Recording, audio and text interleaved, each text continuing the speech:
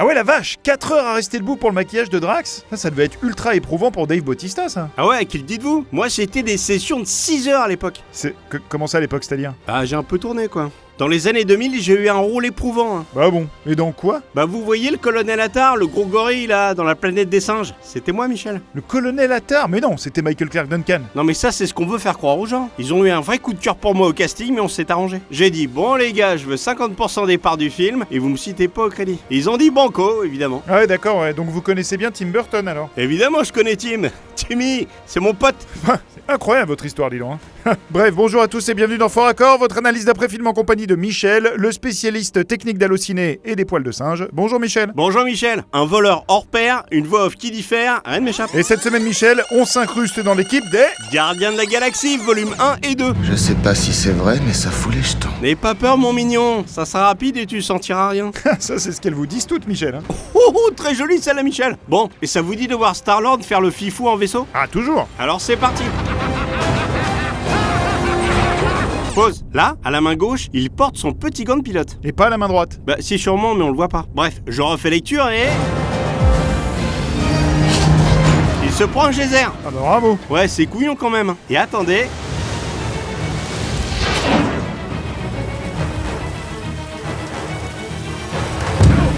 hop, il a eu le temps d'enlever son petit gant. Ah, c'est balèze, ça. Oui, impossible surtout. Oh, je suis désolé.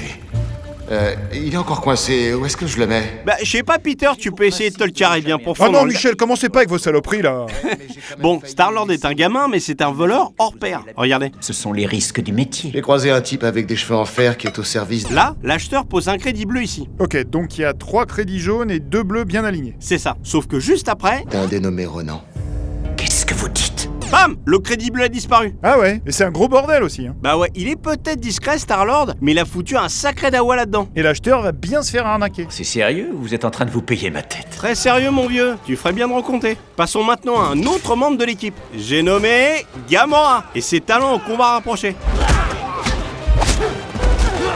Pause. Wow, stylé ça. Ah tiens Michel, c'est quoi cette posture, vu que vous y connaissez un peu? Ah ça, c'est la technique du flamant rose vexé, Michel. Ah ouais, d'accord, c'est pas banal comme nom, hein. Et c'est hyper dur à faire. En tout cas, le bâton du gardien est orienté vers la droite, par-dessus la jambe de Gamora. Mais juste après, C'est ça qui m'intéresse. Bonne chance. il a carrément changé de côté. Oula, ouais. Et attendez, c'est pas fini. Plan suivant, Ou des greffes dans le bras. On va se débrouiller. tac, à nouveau vers la droite. Ah, c'est pas du tout logique ce chant contre chant là. Ouais, et Gamora est peut-être doué en combat, mais en coordination, pas du tout. Regardez. Il faut que tu apprennes à avoir confiance en moi. Pause. Là, il tient l'orbe dans sa main gauche baissée. Et juste après, T'as confiance, toi, peut-être? Je crois... hop, orbe dans sa main droite levée. Ah là là, faut vraiment qu'ils prennent plus au sérieux ces petits détails, hein. Le seul que je n'arrive pas à prendre au sérieux, petit, c'est toi. Eh oh, la grosse aubergine moche là. Y'a que moi qui peux vanner Michel, ok? C'est gentil Michel. Ouais, bon, faut pas vous y habituer non plus, hein. Sinon, j'ai une petite gaffe audio.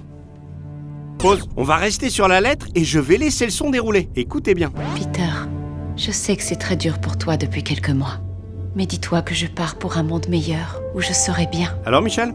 Si j'ai bien traduit, la voix off a sauté un paragraphe, non? Oui, en effet, Michel. Mais c'est que sur la VF? Non, écoutez, je repasse l'audio en VO. Peter, I know these last few months have been hard for you, but I'm going to a better place. Ah ouais, la phrase « And I know it's because of the special bond that we share » saute aussi en VO. Exactement. Et si on parlait de la mère de Star-Lord?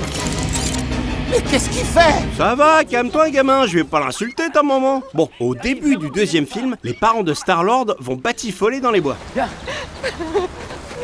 Et juste ici, maman Star-Lord porte des grosses boots. C'est pas trop la saison visiblement, mais bon, plus pratique pour marcher. Ouais, sauf que juste après, Tu vas voir. Regarde, on y est. Regarde. C'est beau! J'avais peur qu'elle ne se plaise pas dans ce sol. hop, elle porte des petites chaussures. Ah, très joli. Ok, si vous voulez, je vous en achèterai. Non mais, Michel, je parle de la gaffe. Ah, dommage, vous voyez bien là-dedans, moi. Bon, allez, une séquence de gaffe, qui dit mieux? Bah, une séquence 3 gaffes. T'es un professionnel de la vanne ou quoi? Ah, c'est clair. Michel, professionnel des vannes pour Ave. Bon, regardez. Comment Quill? C'est lui qui peut pas se passer de musique. Déjà, le Walkman au sol. Il est pas branché. Ok, super. Non mais regardez sa position. Je refais lecture. Pas moi. Non, je suis assez d'accord avec Drax. Pause. On va parler axe regard. Rocket s'adresse à Star-Lord. Il a la tête tournée vers la gauche. Peter a la tête tournée vers la droite. Donc on devrait retrouver cet axe sur les gros plans champ contre champ. Sauf que, C'est pas vraiment la priorité, là, si tu veux. Ah ouais, on est d'accord. hop, Rocket se retrouve orienté vers la droite. Ah, on se demande qui regarde, c'est bizarre. Ouais, et attendez parce que Mais oui, bien sûr. Non. Star-Lord est maintenant orienté vers la gauche. Ouais, mais là, on a carrément perdu la logique du plan large, en fait. C'est ça. Et Je suis d'accord avec Drax. ouais. Le Walkman a bougé là. Ah ouais. Et si on réfléchit un peu, là, Star-Lord regarde logiquement vers la droite à nouveau. Du coup, on a encore un problème d'axe-regard. Exactement, Michel, exactement. Et regardez ça. Parce que j'en avais envie. Crétin. Mais je vois pas pourquoi on repose. Derrière Rocket là, on a un débris. Ouais. Retenez bien l'endroit parce que sur le plan suivant, Parle de ça de toute façon, puisqu'il y a un petit bonhomme. hop, il a disparu. Mais, Michel, Oui, il a changé de place plus précisément juste là. voilà. Bon, Michel, vous savez ce qui se passe quand on enferme Rocket dans une cage? Il s'enfuit. Non, il fait des gaffes. Regardez. Pause. La grille alterne entre barreaux fins et barreaux larges. La Rocket tient un... Un bar au large. Voilà. Mais juste après... Quoi? Il tient un barreau fin et... Il croit que tu veux qu'il... Un barreau large et... Il y a un barreau fin, ouais. Bah non, Je lui ai dit. Je s'appelle Groot. barreau large. Mais... Il est soulagé que tu lui aies pas demandé ça. Je s'appelle Groot. Là, un barreau fin. Oui, enfin, on a compris l'idée, Michel. D'accord. Alors disons qu'on ne reparlera plus jamais de ça, ok? Ok, mon raton. Par contre, t'es responsable de la mort d'un mec et faut qu'on en parle. Regardez, Michel. Pause. Vous le voyez, lui? Bah oui, qu'est-ce qu'il a? Retenez bien son visage. Il va se faire dégommer salement. Boum! Oh, ce vol plané, là. Ouais, et donc là, sans trop m'avancer, je peux dire qu'il est mort, quoi. Bah, vu ce qu'il a pris, ouais, là, c'est clair. Mais à quoi ça sert que je retienne sa tronche, du coup? Bah, si j'avance largement... Regardez. Oh, mais qui voilà! Oh, he's back. Ouais, pour mourir une seconde fois. Salement.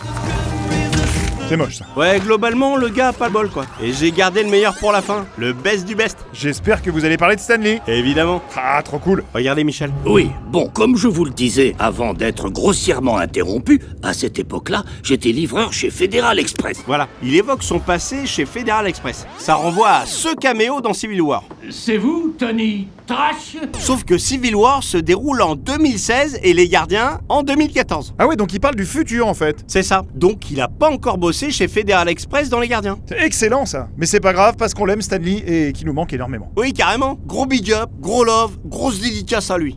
Non, mais là, ça fait pitié, vos trucs de vieux rappeurs, là. M'en fous, c'est fini. I drop the mic. Bam! Il ne nous a pas déçus, capitaine. Non, en effet. Il ne nous a pas déçus. Je ne déçois jamais. Jamais. Sauf quand vous nous décevez. Bon, c'est la fin de cette émission, on se retrouve la semaine prochaine pour un nouveau Faux Raccord. Et j'aurai du lourd, du très très lourd. Bon, Michel, par contre, faut vraiment pas que ça change quoi que ce soit entre nous. Hein. Mais de quoi vous parlez? Bah, de mon rôle, là. Je vous ai senti un peu fébrile, un peu impressionné par mon talent. Je veux pas de ça entre nous. Ah, non, mais vous en Non, faites parce pas. que oui, je pèse un peu à Hollywood. Oui, j'ai pas mal de pognon. Mais c'est toujours moi, votre bon vieux Michel. Ouais. En plus, j'ai arrêté. J'ai même changé de numéro, quoi. Ça sonnait matin, midi, soir. Tim qui m'appelle. Je te veux dans mon prochain film, bro. Réponds-moi à ça, please. Ça devenait beaucoup trop invasif. Ouais. Bon, dites, Michel, Oui. me prenez pas pour une chèvre non plus.